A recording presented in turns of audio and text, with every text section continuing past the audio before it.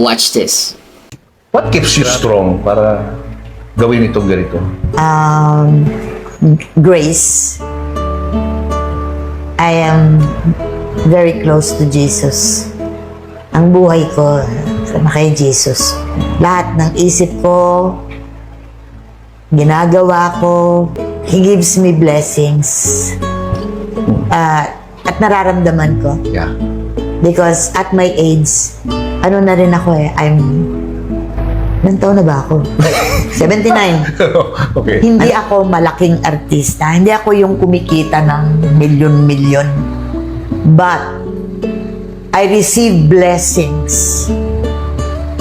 May pambili akong gamot ng asawa ko. May pambayad ako na tumutulong sa akin para paliguan si kuya. May pambayad ako sa mga gamot.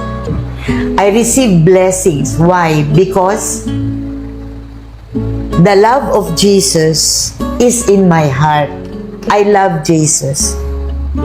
And that's why, if you love Jesus, you accept Him, nako, 100-fold ang blessings na dadating sa'yo. But be sure, be nice.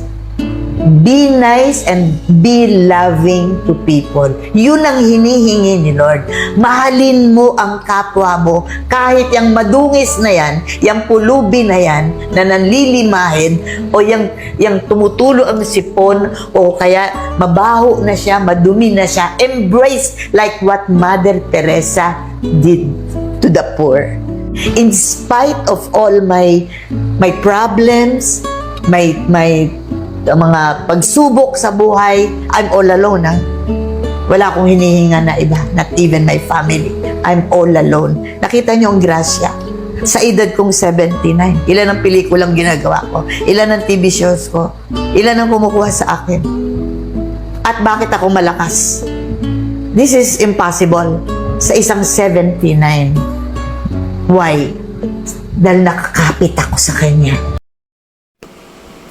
So, child of God, it is just only proof that when we trust and cling to God without doubt, and when we are willing and ready to surrender our life to Him completely, then you will be blessed. Not only here on earth, but of course, most importantly, your salvation. And trust Him completely. 3 golden rules so far that I've learned. 1. Love God above all. 2. Love others as yourself. 3. Be humble before God and to your neighbor as well. Follow and share.